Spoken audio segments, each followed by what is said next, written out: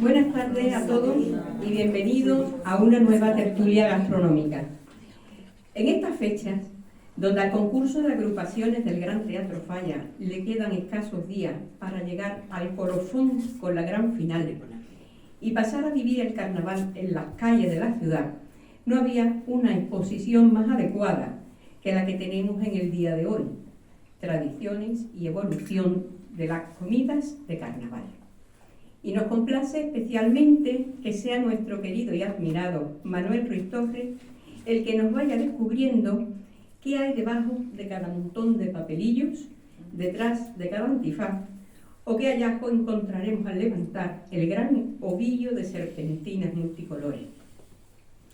Es el momento de presentar a nuestro invitado, pero hay que decir que no hay nada más difícil que presentar a un amigo, además conocido de todos vosotros, y que hemos tenido el placer de tenerlo aquí en este mismo lugar en ocasiones anteriores.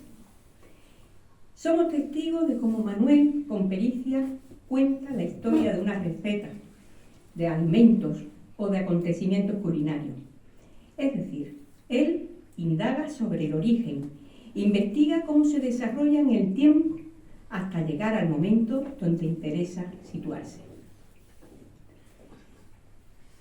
Aunque ha transcurrido más de una década, algunos recordaréis el extraordinario trabajo sobre la cocina gaditana del siglo XVIII que realizó para la celebración del bicentenario de la primera Constitución española, época en la que escribió 2 libros para la ocasión: Cocina y gastronomía en el Cádiz de las Cortes y las recetas gaditanas del 12. Precisamente para conmemorar la promulgación de aquella efeméride, organizamos en el Ateneo un ciclo de conferencias y en marzo de aquel año tuvimos el privilegio de recibirlo en este mismo lugar, ofreciéndonos una inolvidable ponencia titulada Dulces y golosinas del Cádiz de las Cortes, en el poema épico La Dulciada del canónigo gaditano Cayetano María de Huarte. Años más tarde volvería con otra potente conferencia, La evolución histórica del gusto. En aquella ocasión hizo un recorrido de cómo se había formado nuestro sentido del gusto a lo largo de la historia, a través de los diversos factores sociales y culturales que lo han condicionado siempre. Consideramos que todo es producto de la curiosidad que tiene por el mundo de la gastronomía.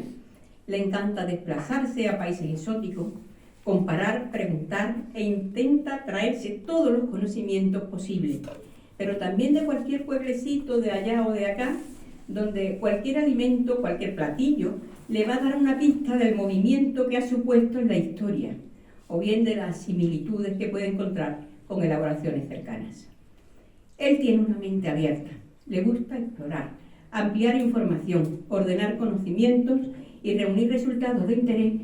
Parte de ello comparte en su blog Cádiz Gusta.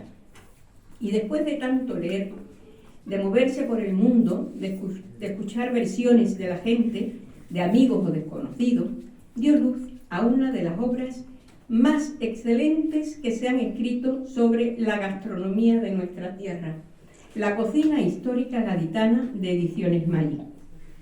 Leer este libro es aprender de los orígenes de nuestros platos, tener datos de sus distintos recorridos por otras partes del mundo, considerar diferentes posibilidades.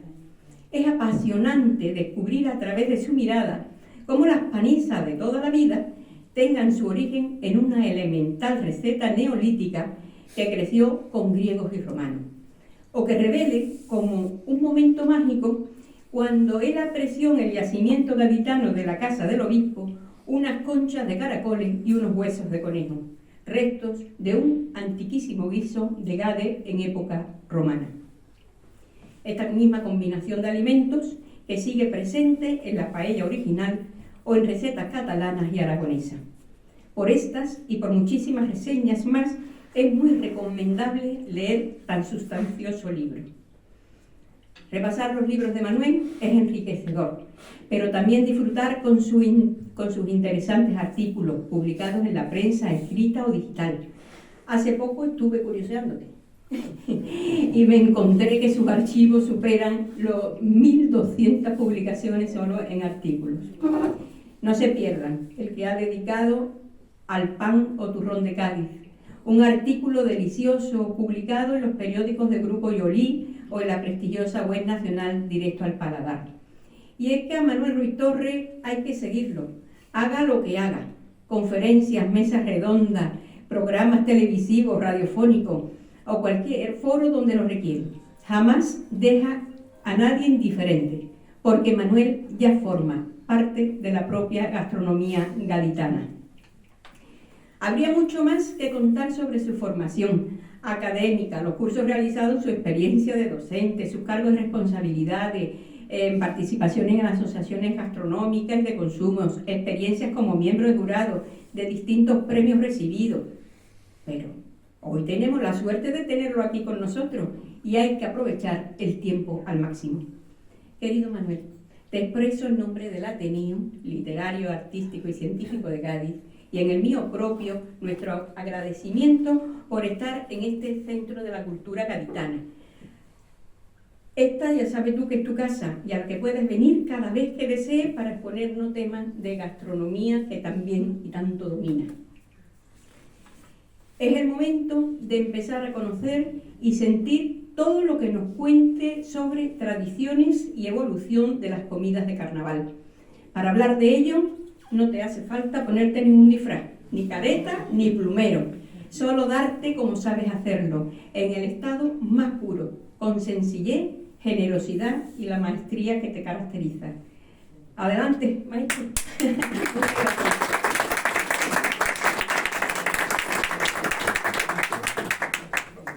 Muchísimas gracias, María Luisa. Como dices así, presentar a un amigo es complicado, agradecerle a una amiga. Aquí mismo, por favor. ¿Ahora? A ver, probando. Esto como la... Hay que tenerse una vez. Lo tiene maestrado los micrófonos. Valeria es la que sabe el tema. ¿Prueba? No. Pues yo he apagado el mío, ¿eh, Valeria? Sí. Bueno, pues lo hemos probado, se funciona. ¿Ahora? Sí, sí.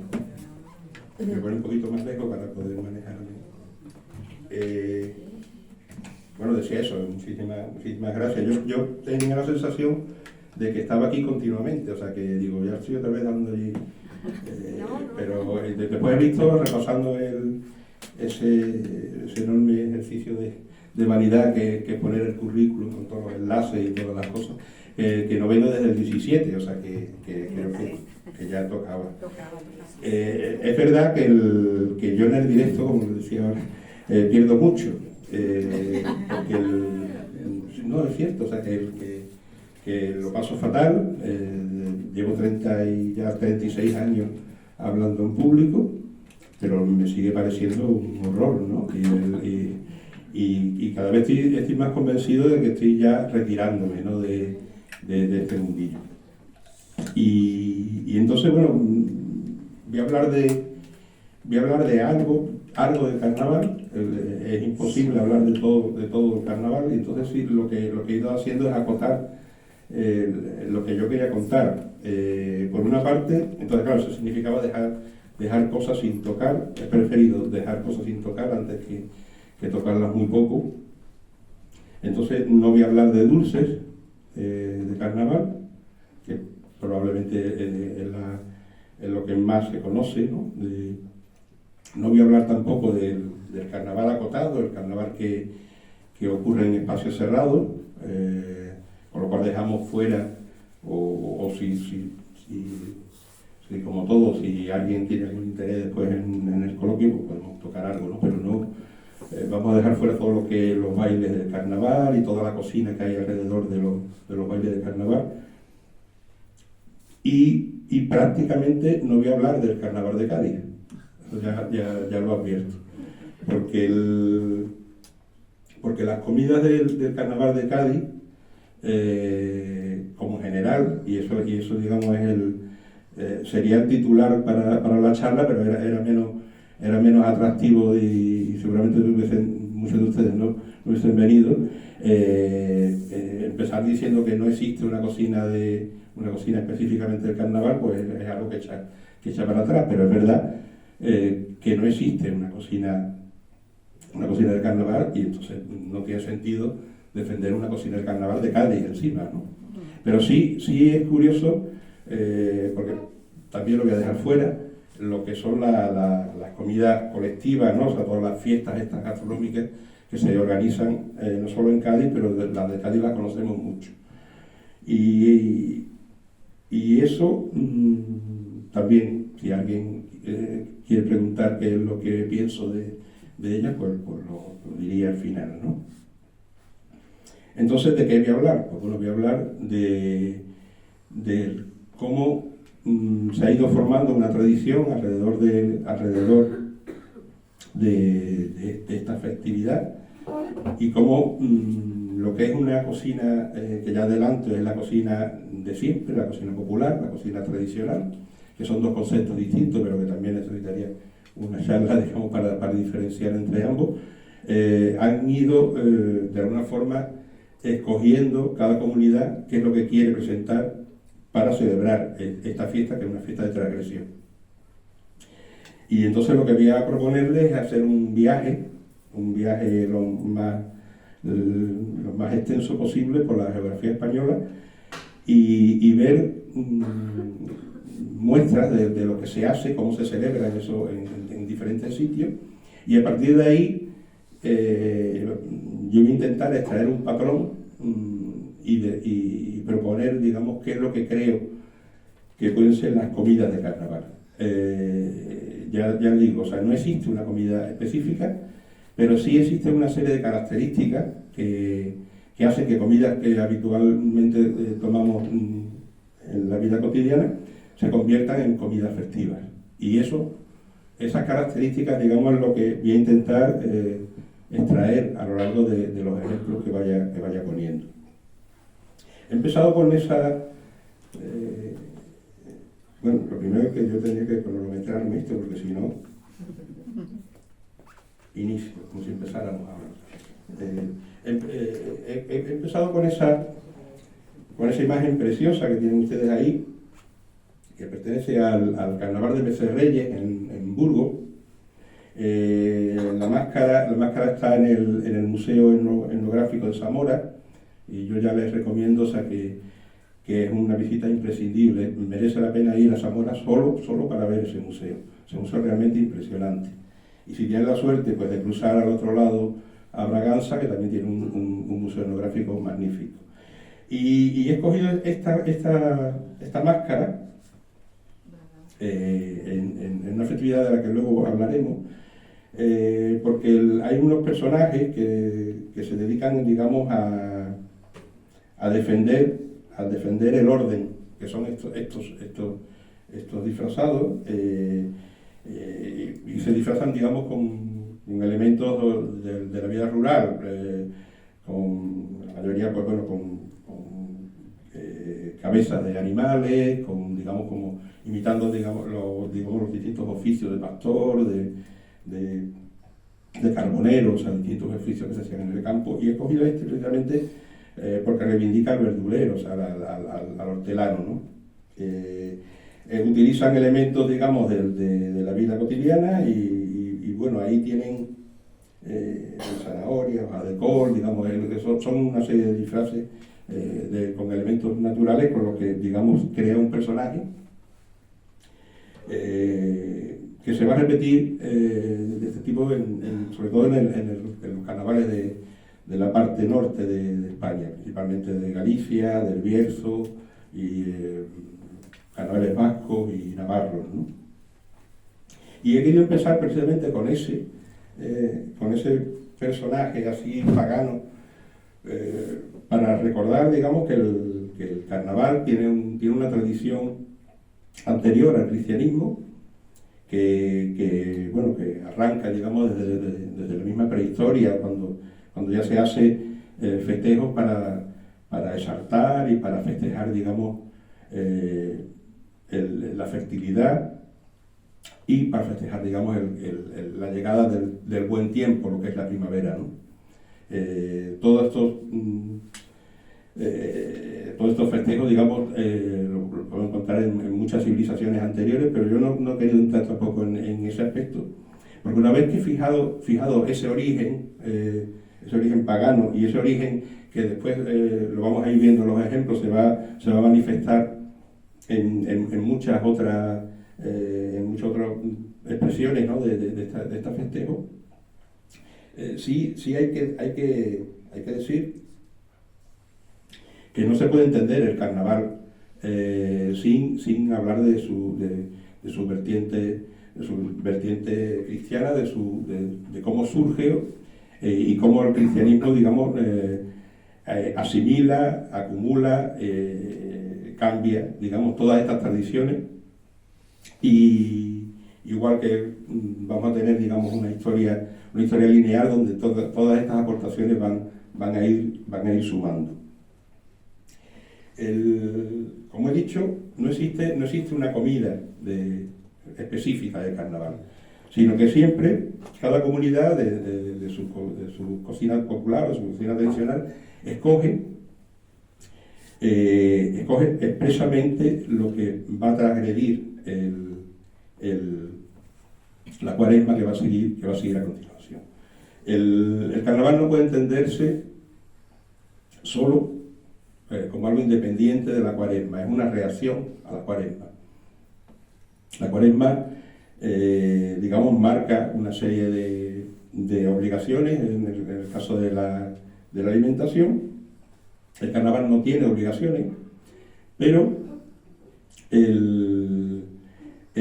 después ahora lo veremos, de alguna forma está limitado por esas limitaciones de lo que va a venir a continuación. En el cristianismo, desde el principio, desde el siglo IV, en que se empieza a hablar de las pasiones pecaminosas, que digamos es el precedente de lo que más tarde van a ser los pecados capitales, ya en las primeras eran 8 y ya están la gula y la lascivia siempre relacionadas, y esa relación como una dualidad va a seguir y va a explicar, digamos, la mayoría de los platos de las recetas que vamos a ver, digamos, al ver los ejemplos de cocina carnavalesca. Hay que decir que esa dualidad no es única, no es una invención del cristianismo. Ya también estaban los romanos, aquellos tenían una especie de refrán que decía que sin Ceres ni Baco no hay Venus, o sea que sin comida, sin bebida no hay lujuria. Y el cristianismo, digamos, empieza a plantear una batalla entre contrarios, una batalla entre lo que son las virtudes cristianas y digamos, estos pecados capitales, es decir, cabeza y que los que van a dar origen al resto de los pecados.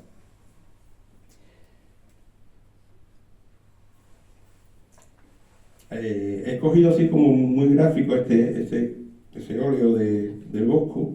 Es una alegoría de la gula y la lujuria, y de alguna forma ven ustedes ahí en el cuadro de su izquierda cómo concreta, digamos, esa unión entre ambos.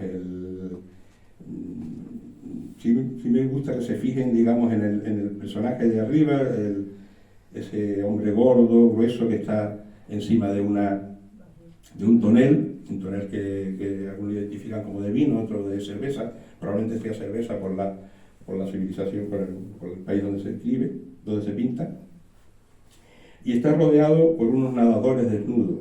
Aquí aprovecho que está aquí María Jesús Ruiz para decirle que no se pierdan su próximo libro, que habla precisamente de todo lo que significa el nadador en la tradición hispánica, bueno, en la tradición de todo el occidente, ¿no?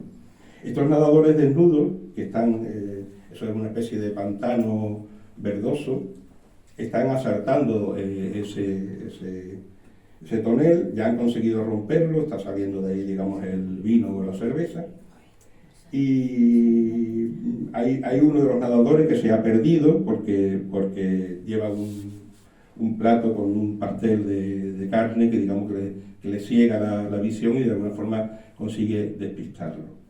Es evidente, digamos, el sentido alegórico de lo que quiere decir, y después a su derecha pues tienen, digamos, esa pareja que está bebiendo, o sea, con lo cual ya nos indican que está próxima a tener algún tipo de relación amorosa, y está además confirmado con el pequeño detalle que a la entrada de la tienda se puede ver que tanto los suecos han dejado los suecos fuera y el cinturón, o sea que digamos está en un proceso ya de iniciar, digamos, una relación.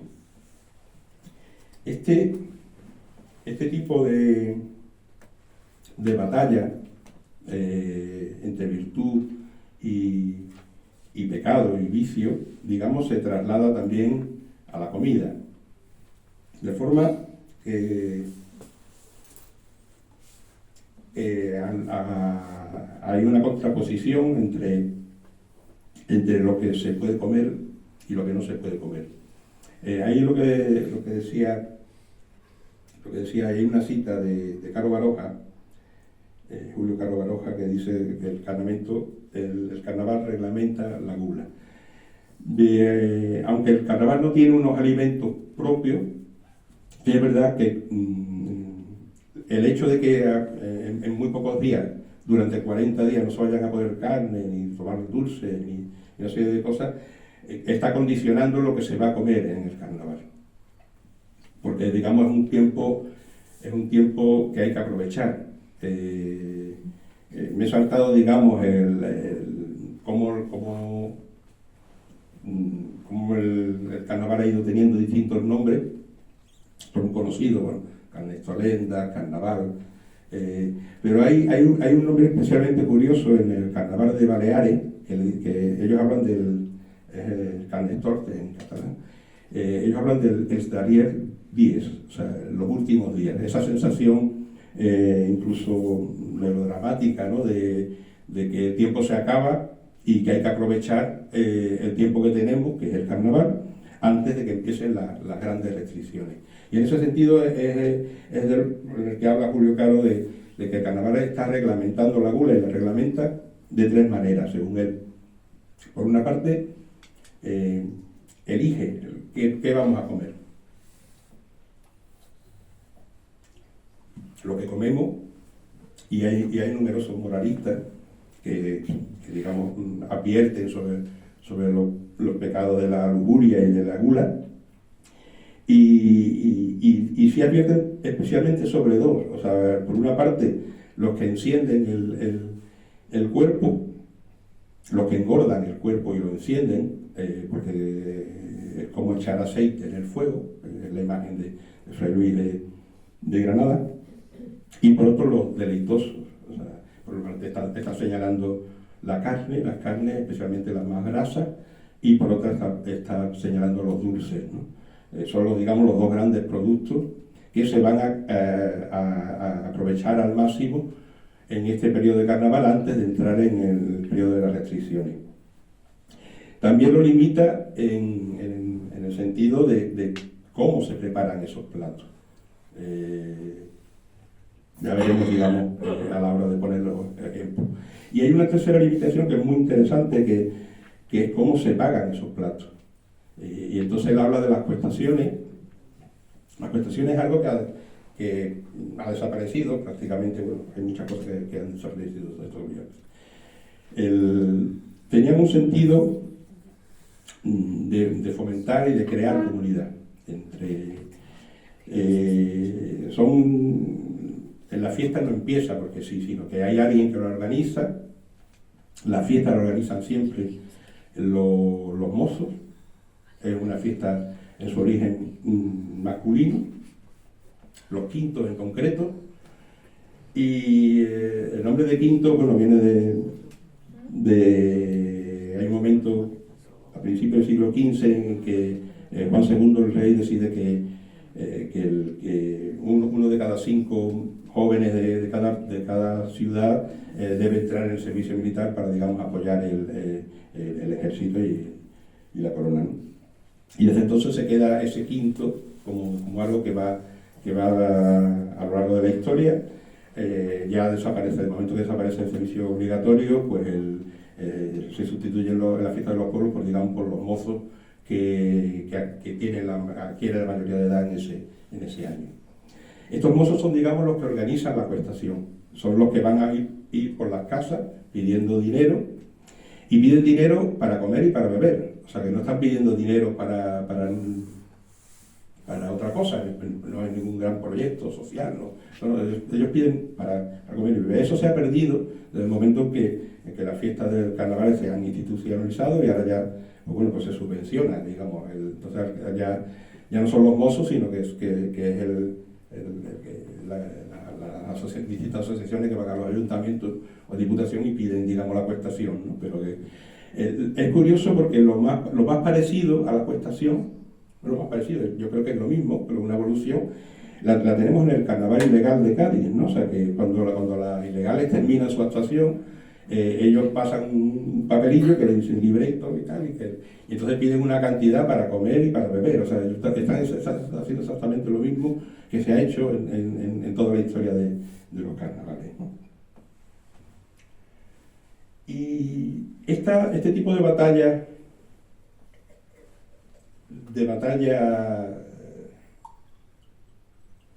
entre virtud y pecado, también tiene su traslación en el arte, ¿no?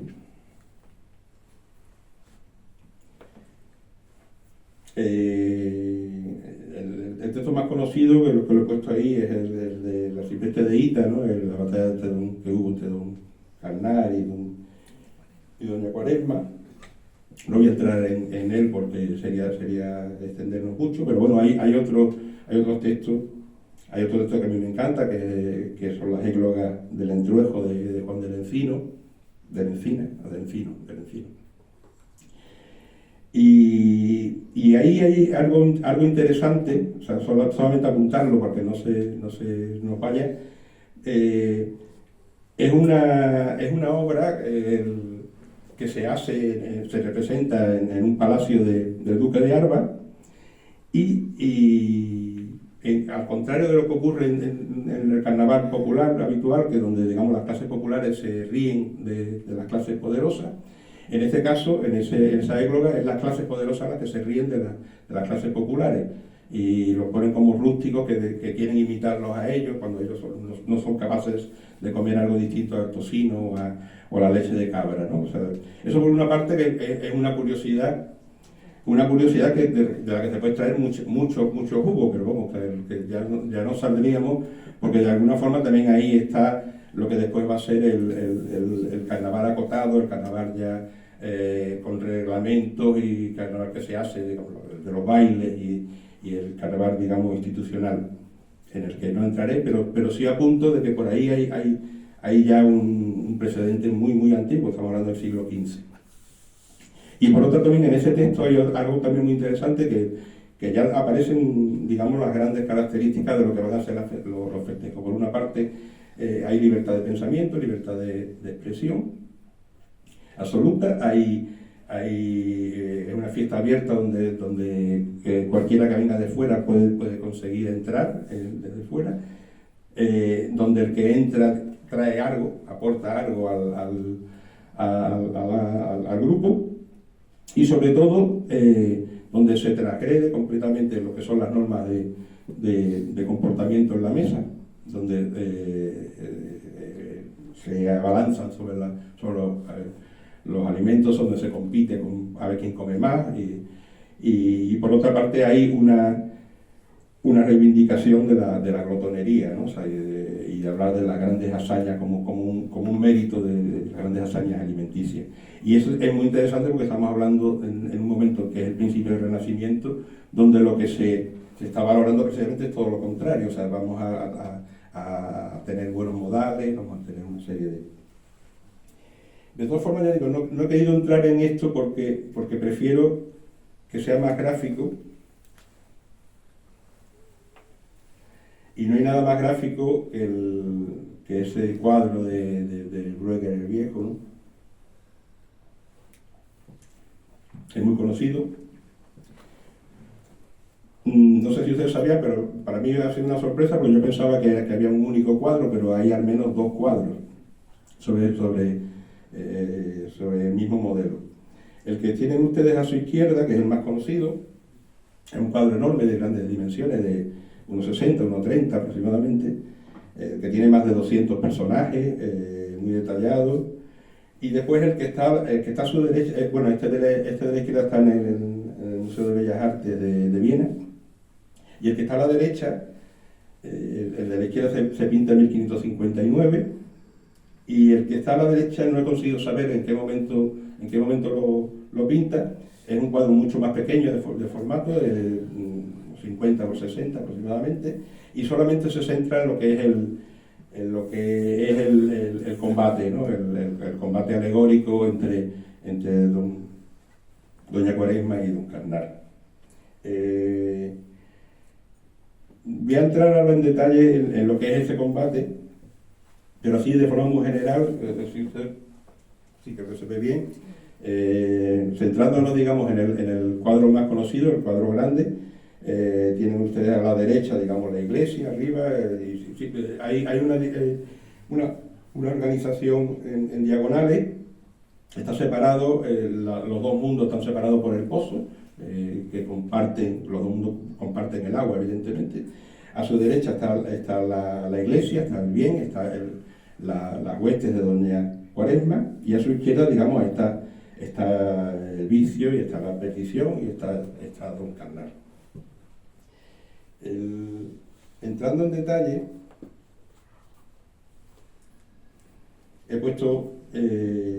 he ampliado, digamos, en los dos cuadros el modelo. Y abajo he puesto, no hablaré de él, pero es un grabado que hizo el mismo Brueghel unos años más tarde. Forma parte hizo un grabado sobre los gordos y otro sobre los delgados. He puesto solamente de los gordos porque me voy a centrar sobre todo en don Carnal, claro, porque estamos hablando del carnaval, ¿no?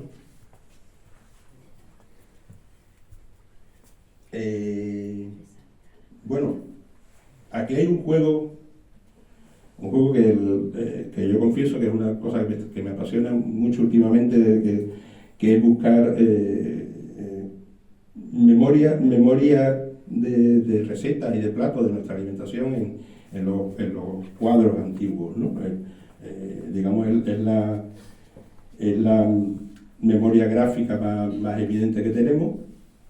Hay que tener precauciones porque no siempre nos están informando de una realidad, sino que muchas veces nos informan de deseos, nos informan de alegorías, de simbolismo, pero bueno, en este caso hay mucha información en este cuadro.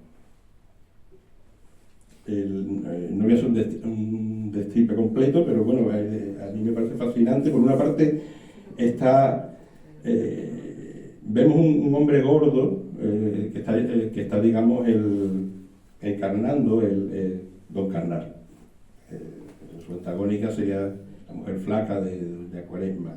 Esta figura que está estudiada no en este caso concreto, sino como de una forma genérica, es lo que Julio Caro Baroja también llama personalización del tiempo, personalización de abstracciones.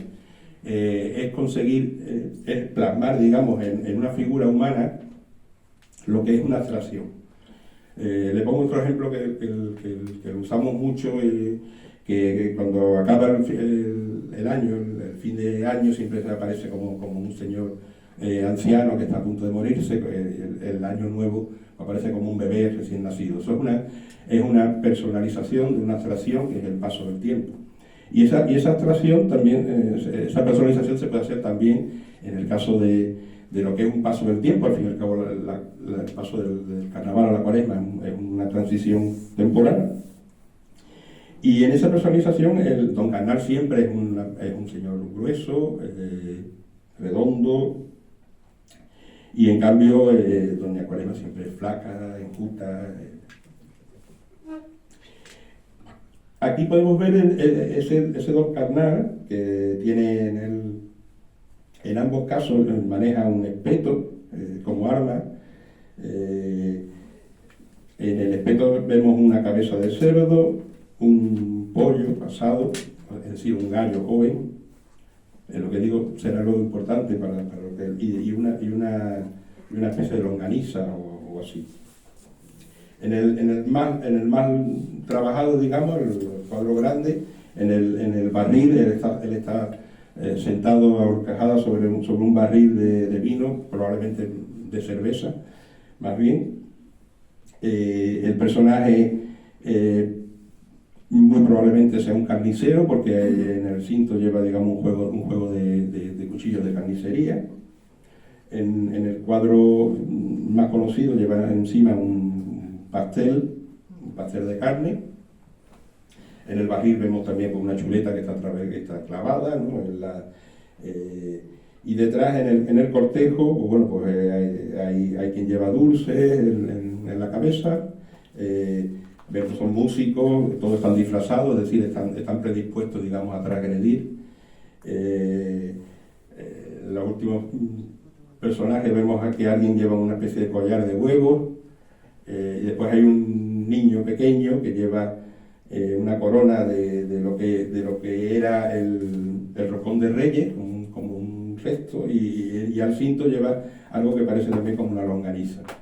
Si se fijan arriba del todo, encima del barril, hay una señora que está haciendo, vemos que lleva huevos, sobre lo cual nos está diciendo que tengamos cuál es el ingrediente, y lleva un instrumento que es una gofrera, que lo podemos ver mucho mejor en el otro cuadro, cuando, digamos, el hombre que está saliendo del barril lleva una especie de pinza de hierro.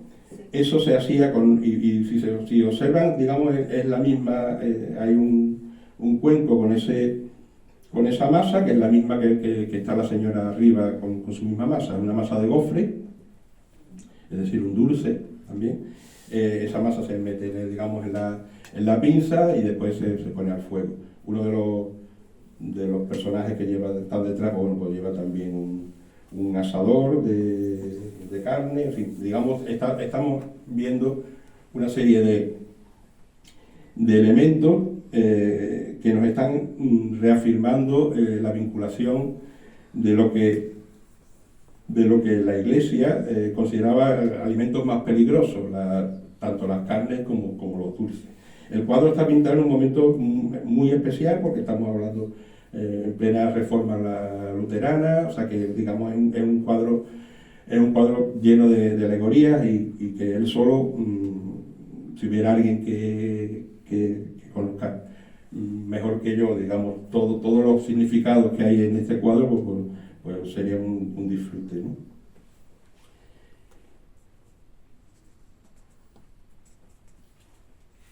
Es interesante que estos combates simbólicos que aparecen, digamos, en expresiones artísticas, después alimentos que están en estos cuadros o en los textos de Arcipreste, o textos de estos que no solamente es un género literario español, también se da en Italia, se da en Francia. Después aparecen en lo que son los carnavales tradicionales, ¿no? Especialmente, y aparecen porque comparten, digamos, un mismo entresijo de creencias populares. No es una expresión mía, es una expresión de una Sara Hernández, que es una filóloga madrileña. Y especialmente al pueblo le atrae, dentro de esos alimentos simbólicos, los que tienen unas connotaciones eróticas. Hay una presencia casi constante, principalmente de dos animales, el gallo y el cerdo. También se da el de la gallina. Yo he puesto aquí algunos ejemplos, a lo mejor no tiene mucho sentido que cuente todos los ejemplos, pero bueno, realmente son muy bonitos, ¿no? El caso del gallo, simboliza la lascivia, simboliza la promiscuidad, él está siempre rodeado de gallinas, pero a la vez también tiene una lectura positiva porque es quien anuncia el día, es el que anuncia el fin de la noche y por tanto el fin de los peligros de la noche. Y desde muy antiguo, o sea que ya está recogido en el Covarrubias, existía una tradición terrible, pero con muchas de nuestras tradiciones históricas, que es lo que llamaban correr los gallos. Correr los gallos en su origen eran colgar de una cuerda unos gallos boca abajo, vivos, y entonces los quintos, porque repito, o sea, estos son ritos de iniciación masculino, digamos, es el hombre el que tiene en ese momento la iniciativa. Entonces el hombre debe mostrar su habilidad y la habilidad, pues a alguien se le ocurre que consistía en cortar la cabeza cabalgando, pues el que conseguía cortarle la cabeza al gallo, ¿no? Esta tradición, pues bueno, se ha suavizado porque ya está prohibida. Y entonces ahora se utilizan gallos muertos o se utiliza cada vez más, digamos, sustituir el gallo por puchero, ollas de barro, que están llenas, bueno, pues de harina y pimienta, digamos, de alguna forma se multiplica la broma cuando rompes, digamos, el puchero, pues te cae, digamos, y te molesta, ¿no? que es la historia. Se sigue haciendo carreras de gallo en ese sentido, en Cantalapiedra, en Salamanca, en algunos sitios de Extremadura. Y hay una variante que a mí siempre me ha sorprendido porque, digamos, así como las carreras las hacían siempre mozos quintos, había una variante infantil para que los niños desde chicos pues, aprendieran, digamos, a romperle el cuello a un gallo. Y entonces en la variante infantil lo que se hacía era que se enterraba el gallo y los niños, bueno, con los ojos vendados, pues llevaban una espada y, digamos, el que conseguía cortarle el cuello al gallo, pues, digamos, se quedaba con el gallo. Esto se sigue haciendo y por eso he puesto la imagen que está ahí abajo, en una zona en el Valle del Baztán, Navarra. He puesto la figura menos hiriente con el animal, de las muchas que aparecen. La idea de suavizar quiere decir que ahora mismo los niños utilizan unas maderas se sigue haciendo. El gallo ya no se entierra, el gallo se amarra y se deja en el centro del patio del colegio porque lo organizan, aunque nos parezca increíble, lo organizan los colegios. Y los niños, pues bueno, se le vendan los ojos, van con su palo y el que le golpea, digamos, al gallo y lo deja apuntado, pues el que gana y se lleva el gallo, ¿no? Bueno, ahí tienen, eso es la fiesta que dicen en Olacunde, o sea, el jueves lardero, que como dicen. Y hay una muy bonita, que no me necesito contarla, que arriba hay un cuadro, es un cuadro de un autor local, que hace una escena figurada, porque mete todos los elementos del carnaval en un pueblo de Segovia, que se llama Segovia,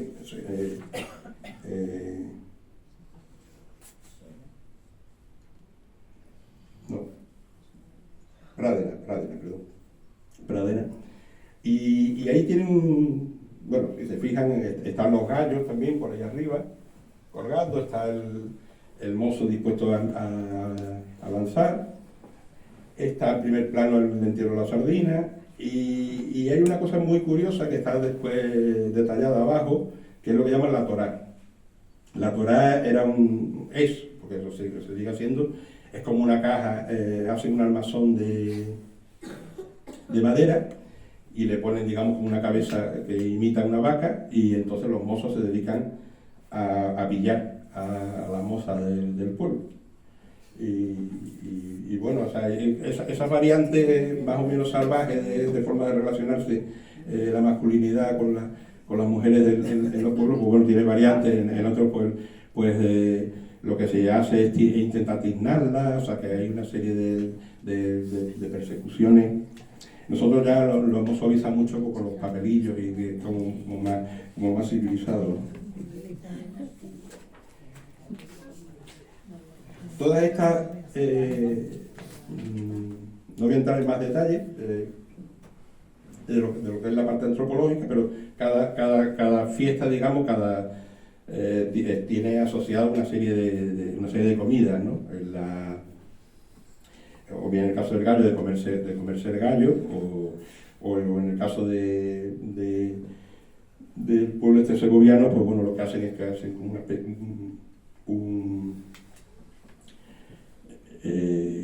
el plato unos judiones, vamos, lo que hacen unos judiones.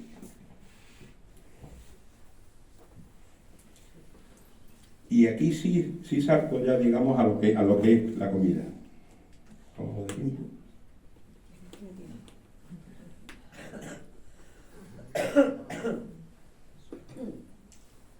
Ya hemos visto en algunos de los ejemplos anteriores, los judiones,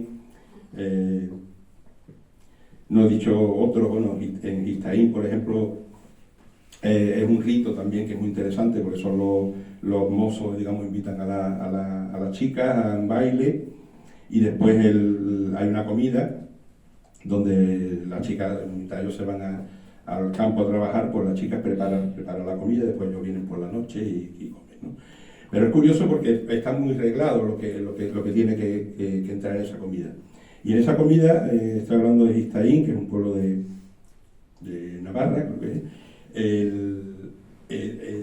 Cada chica tiene que llevar 2 huevos duros, una longaniza, un chorizo y después pues algo para comer. Evidentemente ahí vemos unas connotaciones eróticas clarísimas, claro, y eso de alguna forma está en todo, digamos, estas cuestaciones y todas estas persecuciones entre mozos y mozas, ¿no? Sí he dicho que cada comunidad elige de entre sus alimentos, digamos, lo que transgrede, digamos, o sea, las prohibiciones. Pero además hay dos elementos importantes en ese. Hemos visto que son platos sencillos, o sea, que son platos, digamos, no distintos a su comida habitual, ¿no? Pero lo que sí caracteriza, por una parte, es la abundancia y por otra parte es que son comidas públicas.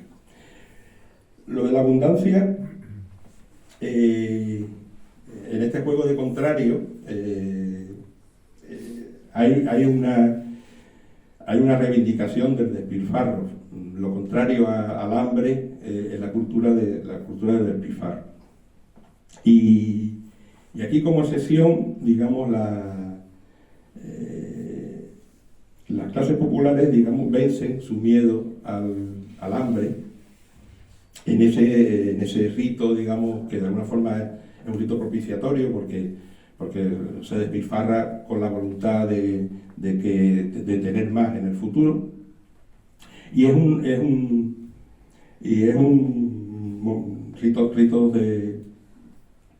de abundancia que se dan no solamente en los momentos importantes de la comunidad, sino también en el propio ciclo vital, en los momentos importantes del ciclo, en el bautizo, en el matrimonio, en algunos casos en los funerales también. En nuestra tradición no hay una comida, pero hay otras culturas que sí. Y de aquí lo que se está, digamos, haciendo es romper una transgresión, como también otras del carnaval, lo que es el sentido práctico de la comida y de la dieta que tiene, digamos, todas estas comunidades, donde tienen que ajustar y tienen que medir qué es lo que van a poder comer y qué es lo que no pueden comer. Entonces, en estas fiestas, digamos, pues se despilfarra. Y después, por otra parte, son fiestas públicas siempre. Incluso aunque estemos en un pequeño círculo donde solamente comemos con los amigos o con la familia, ese círculo está a su vez integrado en un círculo más grande, o bien en una merienda que se saca fuera del pueblo, o bien en una procesión de las que veremos, donde se sigue a un monigote, o bien el caso de los coros, digamos, donde estamos comiendo, pero a la vez estamos rodeados de más gente. Ahí pone algunos ejemplos de estas comidas públicas, y he escogido estos ejemplos precisamente para que vean que la comida no tiene por qué ser especial. O sea, ahí aparece, intentaré hablar de memoria, aparece en el pueblo navarro, digamos, lo que se hace es una merienda de huevos fritos con longaniza en el pueblo, ¿no?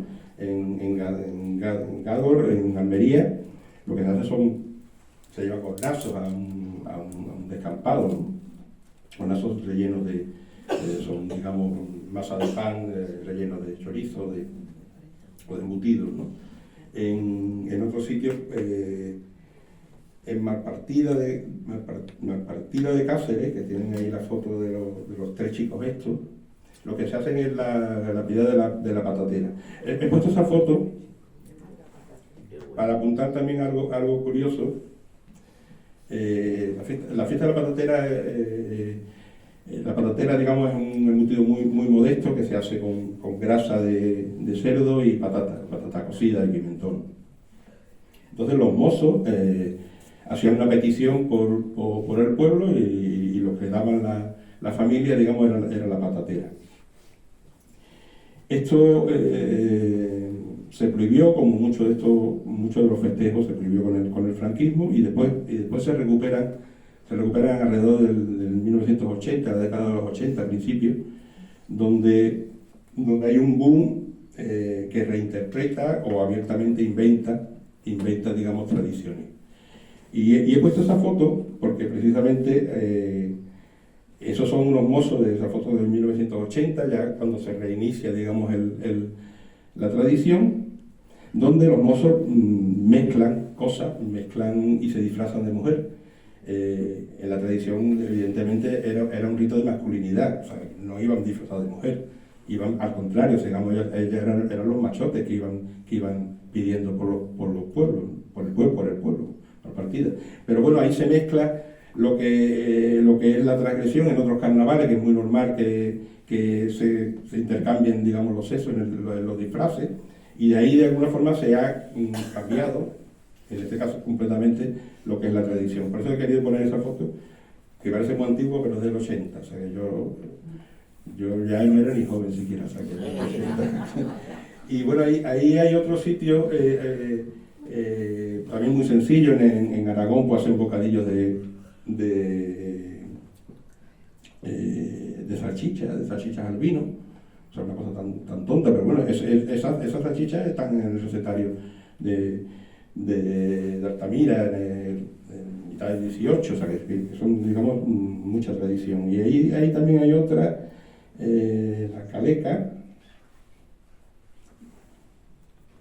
la caloca, en Alfaro, en La Rioja. La caloca es una deformación de pronunciar de cueca, ¿no? Lo que viene a representar es una masa de aceite, y en su interior siempre hay huevos y chorizo, ¿no? Y antiguamente también en algunos sitios pues aparece también el lomo. Lo que se utilizaba antes, como no había sistema de refrigeración como ahora, pues se conservaban en aceite, tanto el lomo como el chorizo, y entonces se utilizaba esos embutidos ya metidos en aceite, con lo cual el mismo aceite empapaba la masa y no había, como ahora, como eso no ocurre, pues hay que añadirle el aceite a la masa.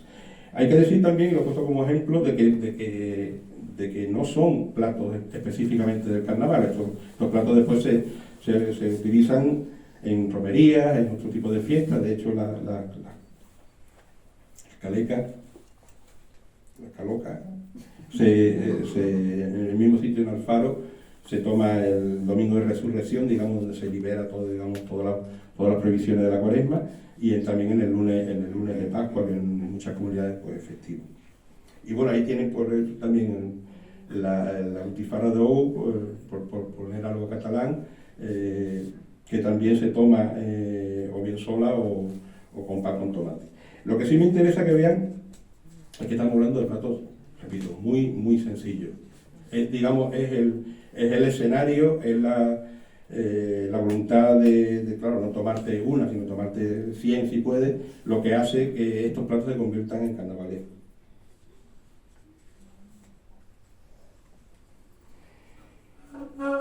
Bueno, el gran protagonista, antes hablamos del gallo, no dijimos nada de la gallina, pero bueno, tiene una importancia no tan frecuente, y el otro gran protagonista es el gallo, es el cerdo, perdón. El cerdo, en la cocina tradicional, significaba la seguridad de la provisión. Se mataba el cerdo para obtener alimento durante el invierno. Entonces, por una parte, estamos utilizando un alimento que es muy importante para la comunidad. Y por otra, y no menos importante, el cerdo es una frontera cultural y religiosa entre el cristianismo y el judaísmo y los musulmanes, ¿no? Y entonces es normal que el carnaval, que es contrapunto, como hemos dicho, del cristianismo, pero también es parte del cristianismo, utilice el cerdo como su gran icono, ¿no? Y además el cerdo, que es un animal que en el imaginario colectivo es un animal lujurioso y glotón, es decir, acumula en el mismo animal los dos grandes pecados que quiere combatir, digamos, la Cuaresma.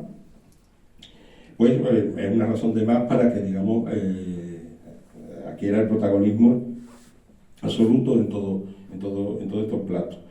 Y no deja de ser, claro, evidentemente estamos continuamente hablando de combinaciones de huevo y chorizo, de chorizo con tal, o sea que está claro que hay una broma que enseguida se extiende entre toda la gente, que cuando están proponiendo para celebrar el carnaval, pues invitarnos a comer chorizo, comer butifarra, comer longaniza, ¿no? Yo la semana pasada tuve un taller para preparar butifarra en Chiclana, y el taller duró 2 horas, pues bueno, fueron 2 horas de bromas escatológicas continuas, o sea, no paramos, no hubo ninguna palabra malsonante, pero sí es verdad que no paramos en ningún momento de darle vueltas a lo que significaba el estar haciendo butifarras, ¿no? Y bueno, he escogido también a conciencia, pues bueno, o sea, no hay nada más obsceno que un botillo, ¿no? Ahí tienen ustedes a la derecha, que es una tripa que va cambiando según los sitios. Este caso en concreto es un botillo del Bierzo, que utiliza ciego para embutir, y bueno, las carnes siempre utilizan huesos porque es un embutido de aprovechamiento, pues rabo, las costillas y también los maxilares de la cabeza, ¿no? Es lo que suele. Y bueno, como este botillo del Bierzo, pues bueno, están los butelos en Lugo, está las androyas, el payolo, en fin, hay muchísimo. El obispo en Soria, el obispo que tiene en la antigüedad se llamaba obispillo, es un embutido muy antiguo, que ya está citado en el 17, que en sus variantes más ricas pues tenían huevos, en fin, o sea que hay una serie de productos. En el caso de la parte catalana, del Pirineo catalán, pues bueno, pues tiene también el bispó, bispé, que dicen en algún sitio, que es donde, digamos, un estómago relleno de una masa de morcilla en este caso, o sea que no siempre tiene que ser relleno, tener huesos, sino bueno, está hablando de carne de aprovechamiento, ¿no? O sea, y ahí hay esa foto preciosa que es un farcit de carnaval, que en este caso utiliza carne de la cabeza y arroz, en concreto, lleva ese producto.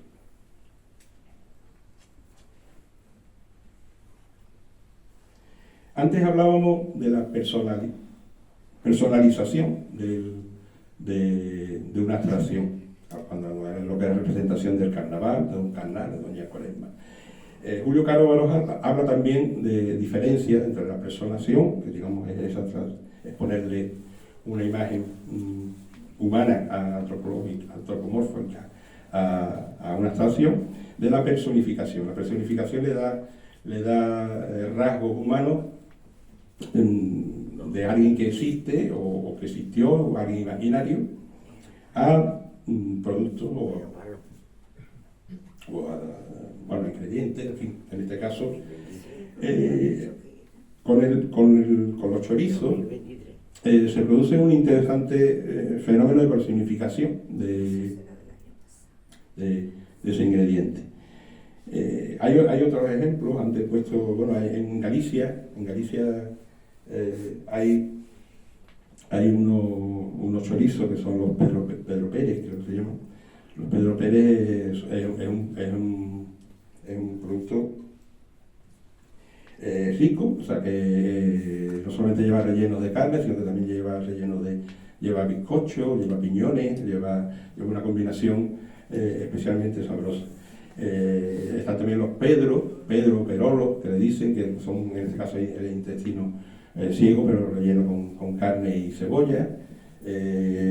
Otro ejemplo de personificación está en la maragatería, donde hay el botillo del entruejo, pues le dicen también Martino del Entruejo, que es un diminutivo de San Martín, que digamos es el que marca el inicio, digamos, de las matanzas del cerdo.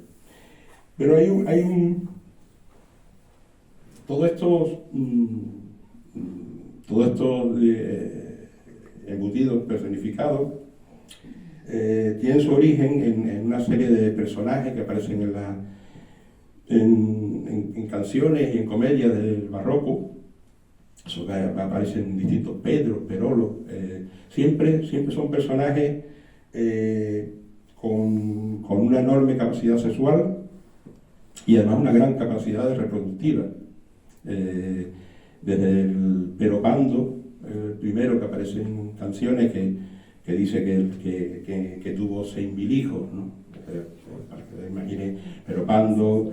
Es frecuente también que se metan a los frailes en esta broma, ¿no? Y entonces pues está el padre Pando, el fray Pedro, que es el paipero de los romanceros sefardí. Y me da cosa estando aquí que está citando yo al romancero sefardí. Se canta en Zambomba todavía el paipero. Están dos paiperos sentaditos al sol, en calzones blancos y afuera el cordón. Se asoman las monjas por el mirador. ¿Qué es eso, paipero? ¿Qué es eso, señor? Estas son las bolas de mi munición y esta es la escopeta con que apunto yo. Ese es el personaje, ¿no? Es el personaje. El pelo. Muy dotado, sí, exacto. Bueno, él dice que preñó a 120 damas, ¿no? Cuando continúa el romance que has empezado, claro, este tipo de personajes aparece, bueno, en muchos, pero macho también, pero chosco, en fin, hay muchísimos peros en este mundo. Yo he puesto aquí porque se sigue realizando una romería, podemos llamarlo así, un cortejo en Villanueva, ¿no? Esto creo que es Villanueva de la Vera, en Cáceres. Es el peropalo, es uno de estos peros. El peropalo es un personaje también con una gran capacidad reproductiva, que se dice que tuvo 101 muchachos con su primer matrimonio. Bueno, van cambiando y bueno, lo que se hace, digamos, es que se saca el muñeco, que lo sacan por el pueblo durante los días del carnaval, y el último día del carnaval, digamos, lo ejecutan. La procesión para ejecutarlo, pues digamos, se elige, está presidida por dos personas, un joven que es el mozo que se haya casado más recientemente, por lo cual se supone que está en plena luna de miel y en plena actividad sexual. Y después quien lleva el estandarte, pues otra moza, también en edad de concebir. Y en el estandarte, como ven ustedes, pues lleva un enorme chorizo que simula el falo que le han arrancado a Pero Palo, ¿no? Es curioso porque incluso tiene creencias, digamos, hay una creencia popular de que realmente el Pero Palo favorece a la concesión, y entonces hay mujeres que quieren quedarse en cinta, digamos, y van y tocan el Pero Palo, digamos, como una especie de santón, ¿no? que digamos le va a dar ese poder, ¿no? Bueno, el otro producto, digamos, evidentemente que está vinculado a la fertilidad son los huevos, ¿no? Hay muchísimas recetas, hemos visto antes la butifarra de O en Cataluña. Hay muchas recetas que utilizan huevos con ese sentido, el sentido de fertilidad. Pero también hay otro, que es que los huevos estuvieron prohibidos en la Cuaresma, entonces eso hace que fuera un producto que apetecía tomar, porque iba a estar prohibido muy recientemente. Hasta el 1502, el Papa Julio II, en una dispensa que añade a lo que hacía bulas de cruzada, en agradecimiento, digamos, a la colaboración de los reinos españoles y portugueses en la cruzada, pues, digamos, amplió el derecho a que solamente los habitantes de estos reinos pudieran consumir durante la Cuaresma tanto huevos como lacticinios derivados de la leche, mantequilla o quesos, ¿no? Esto es importante, aunque me salga un poco de esta historia, porque es lo que va a hacer que las torrijas, que era un plato que se comía durante todo el año, de pronto se fijen en la Cuaresma, porque al estar prohibido en el resto del mundo cristiano, pues digamos, hay como una especie de orgullo de tomar, digamos, ese producto y se asocia, digamos, a la Cuaresma. Pero realmente era un plato que se tomaba durante todo el año. Y bueno, con esa vinculación ocurre en España que ya por gusto, bueno, estamos hablando desde el siglo XVI, pues se mantiene, a pesar de que va a ser un producto que después se va a poder consumir en la Cuaresma, sigue vinculado a los productos de carnaval, porque antes estuvo prohibido por esta idea de fertilidad. Ahí, bueno, para resumir, solamente voy a citar uno, el limón, que me parece el plato quizás más interesante, lo tienen ustedes a su derecha.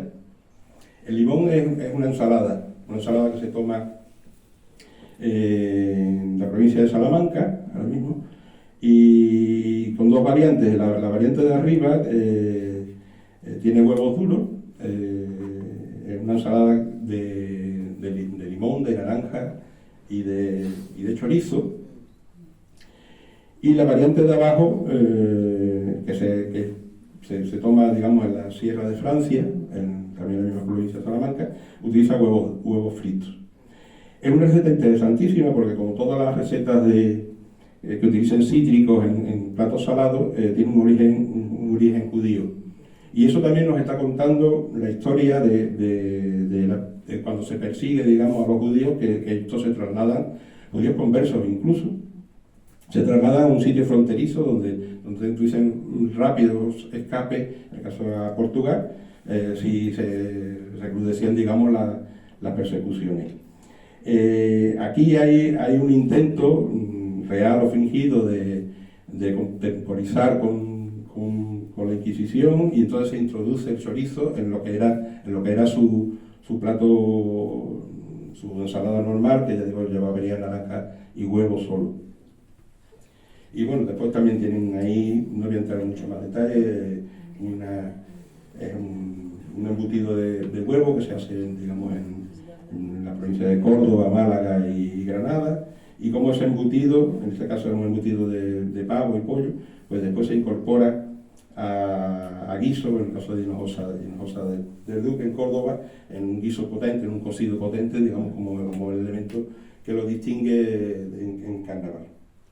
Si vas a dejar un poquito que alguien te haga pregunta, y si no, pues tú sigues sobre las 8 y algo. Pero para que tengan más.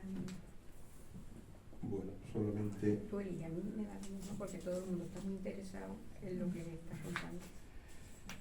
Bueno, no me voy a extender entonces, para dejar posibilidad de muy rápidamente, como digo, guisos tradicionales, aquí sí tradicionales, hasta ahora estábamos hablando de populares, cuando decíamos huevo frito con chorizo, esos son platos populares. Estos sí son platos tradicionales y la diferencia principal es que la comunidad lo asume como propio, se siente identificado con esos platos. Y entonces, pues bueno, puede sorprender que aparezcan en el carnaval. Hay un pote de antrochu en Asturias, que es exactamente el pote de ellos de Berza con pango, pero que además pues, lo enriquecen pues, con chosco, con su variante del botillo, en fin, una serie de cosas. Y los dos platos de abajo son muy interesantes, claro,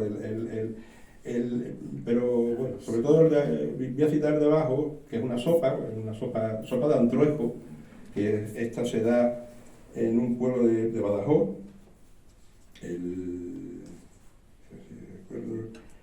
en Aseuchar. Es una receta que recupera, digamos, que mantiene, digamos, la receta de las capirotadas, que viene del siglo XV. Son recetas por capas, hay una capa de pan, una capa de huevo duro y una capa de chorizo y en este caso de codillo, ¿no? Pero lo interesante es el nombre, o sea, que se fijan, hablaba de sopa de antruejo. ¿Y qué hace el antruejo? Que estaba en el norte, en Cáceres, no en Badajoz. Pues bueno, pues nos está hablando de la ruta de los Maragatos, la ruta de la Vía de la Plata, de cómo se comunican, digamos, en esa vía y cómo se intercambian recetas. O sea, no se puede entender la receta de los botillos que vimos antes sin el pimentón de la Vera, sin el pimentón de bejarano, incluso en alguna receta antigua te dice pimentón de Béjar, ¿no? Salamanca.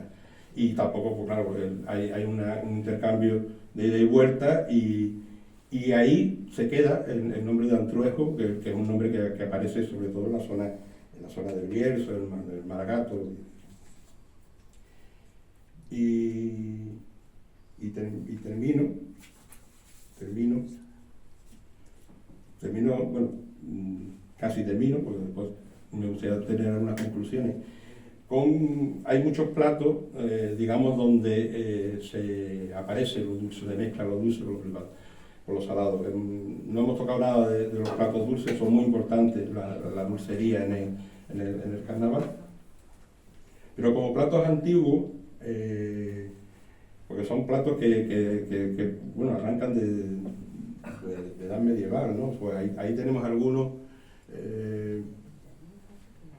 las cazolas, ¿no? Que son cazuelas, estos son catalanes, cazuelas en este caso la actual, pues bueno, son recetas, trozos de carne que están ligados con huevo, están cuajados, digamos, con costra en un horno, pero con la curiosidad de que en esa mezcla del huevo entra también el azúcar, por lo cual se forma una especie de costra dulce. Abajo también tienen estos platos, estos son las manitas en leche, que son de Navarra. Ellos utilizan manos y patas, por cierto, que contaba la receta que mejor las manos, porque las manos tienen más carne que la pata, cosa que yo no conocía como curiosidad. Y abajo, bueno, tiene un tipo de esas cazolas que es la peguada o guiso de pie, para entender el guiso de manita, que tiene dos versiones, la versión en guiso y esta que es la que se ha consolidado, que aparece como una especie de flan. Y eso sí me sirve, ya para terminar, para hacer algunas conclusiones.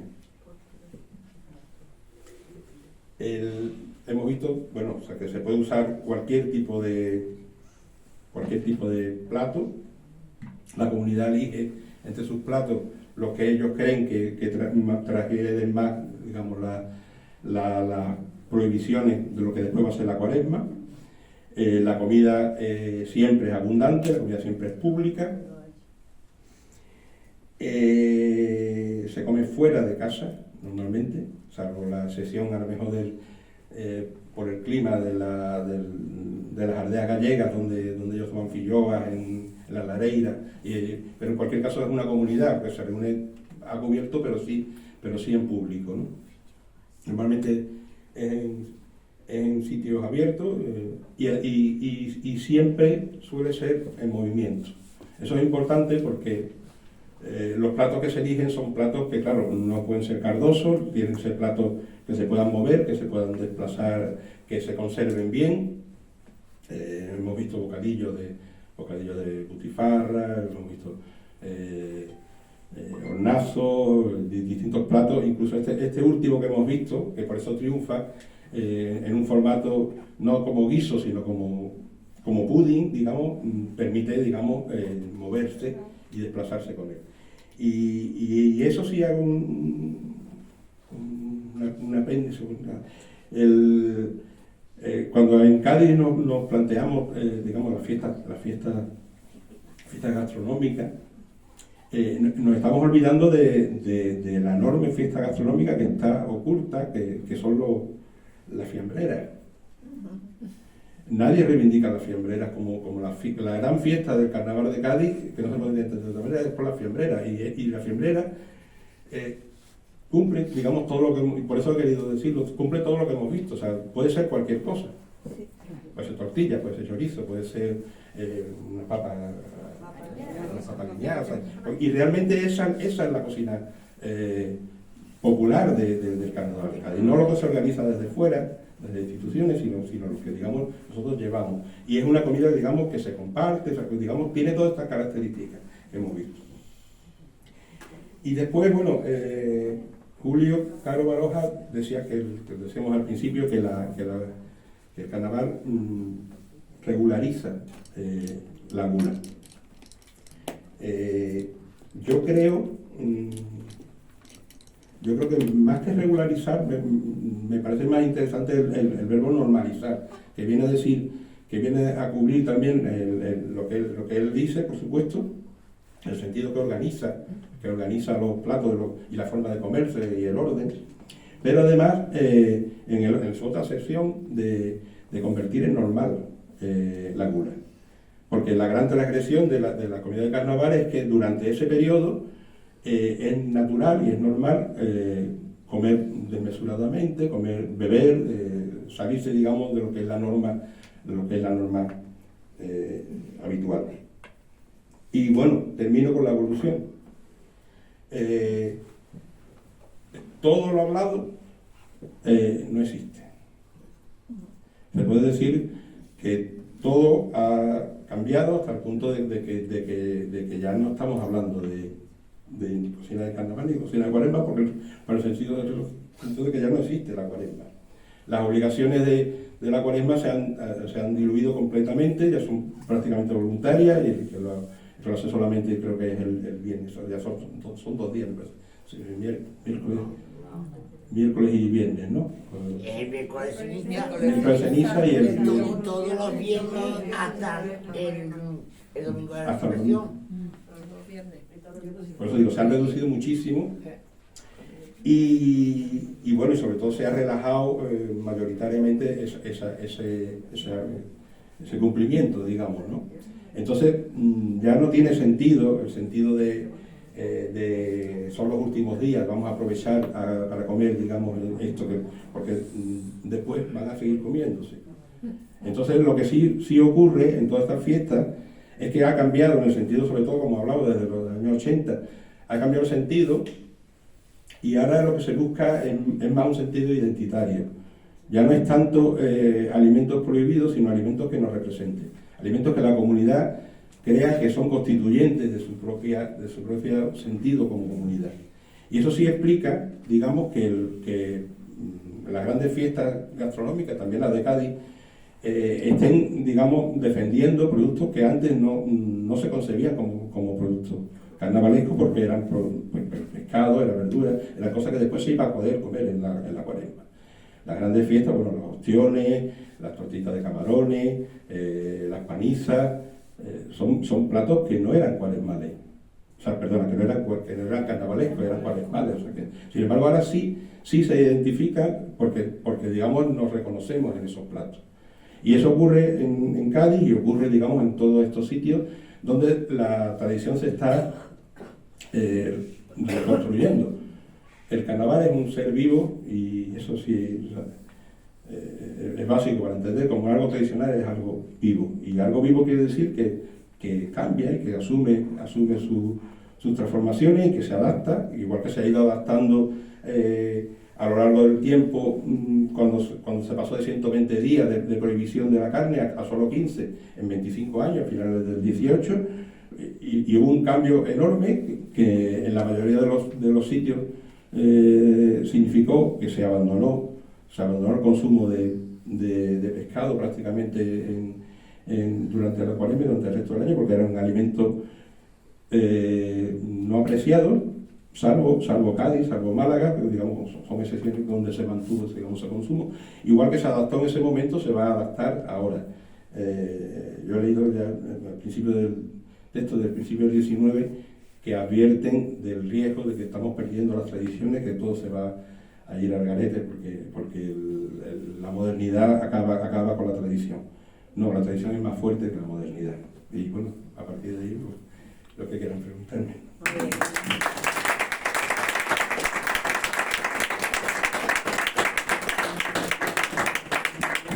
Bueno, si tenéis alguna pregunta, vamos a ir un poquito deprisita, porque se nos ha hecho el tiempo, pero yo creo que ha merecido la pena.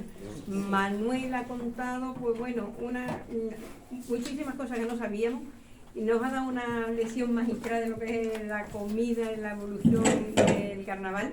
No solamente aquí, porque es verdad que de donde vino quizá habrá al final, pero sí, por supuesto, en toda España, y hemos visto que parece que el carnaval se celebra muy en poquitos sitios y ha hablado de muchas poblaciones españolas. Como ya vamos a terminar, nosotros hemos querido, aunque ya él ha hablado un poco de dulce, yo creo que lo tenemos que emplazar para en otras ocasiones, para que podáis probar hoy pues la parte práctica. Hemos tenido la teoría de Manuel, pues ahora unas tortitas de carnaval del Cádiz. Bueno, yo le he dicho, no sé yo cuánto tiempo tiene, pero desde el siglo pasado venimos ya comiéndolas. Te digo algo. ¿Sí? Pues mientras que la reparten y eso, nos va a contar Manuel. Bueno, primero, o sea, que el que quiera saber la receta y mucho de la historia de esta tortita de carnaval, pues bueno, ahí está el espléndido blog de Tortimitar, que tiene una entrada magnífica sobre las tortitas de carnaval. Las tortitas de carnaval, claro, el problema cuando se habla de los platos históricos es que los platos van cambiando de nombre y eso claro, eso dificulta digamos a seguir, digamos, la historia de los platos. Cosas que se llaman igual, pues significan cosas distintas y arrancan el mismo nombre. Como torta de carnaval, yo la receta más antigua que he encontrado en un recetario de 1959, como se dice, siglo XIX, pues ya con el nombre de tortita de carnaval. Hay dos variantes, una se utilizaba masa de rosca, se podía freír o se podía hornear, y en otra pues usaba harina, huevo y azúcar, ¿no? Lo que ocurre es que estas tortitas antes se llamaban de otra manera. Antes se llamaban, para mí el precedente sería la torta de morón. La torta de morón, que ya aparecen en un recetario manuscrito que ya se publicó, un libro de apuntaciones, María Rosa de Teruel, creo que se llamaba, y aparecen las tortas de morón y las tortas de polvorón. La diferencia es que las de morón solamente tienen harina, azúcar, y grasa, y grasa de cerdo, y el ajonjolí, que sigue estando aquí, y las tortas de porbolón además incorporan huevo. En la parte que después están más especiales, pues llevan canela también y llevan algo de clavo. Yo creo que lo más parecido sería esa torta de morón, digamos, y entonces eso ya nos llevaría no ya al 19, sino a principio o sea, principio mitad del 17. Del 18, perdón, 18. Que fue el origen más anterior, ¿verdad? Sí, seguro. Lo que pasa es que yo no lo he buscado. Yo creo que está en el escenario de manuscrito, pero claro, el manuscrito, yo tengo el índice, y me parece que sí, al menos siglo XV, siglo XVI se podría hablar. Pero vamos, ahora mismo seguro 17.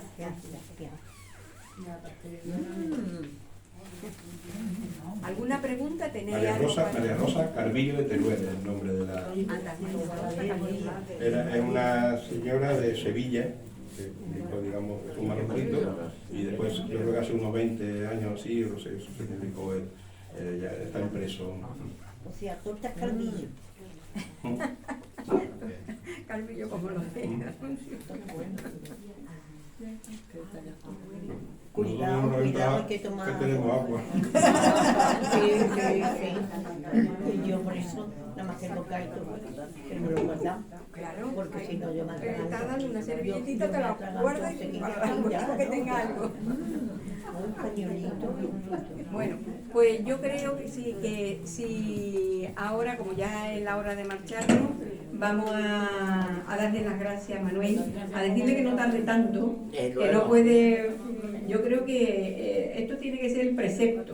Si no de Cuaresma, Manuel, de Carnaval, de lo que tú quieras, pero un precepto de venir año tras año y contarnos cosas, porque siempre es un placer aprender contigo. Creo que eso es lo que hace enseñarnos.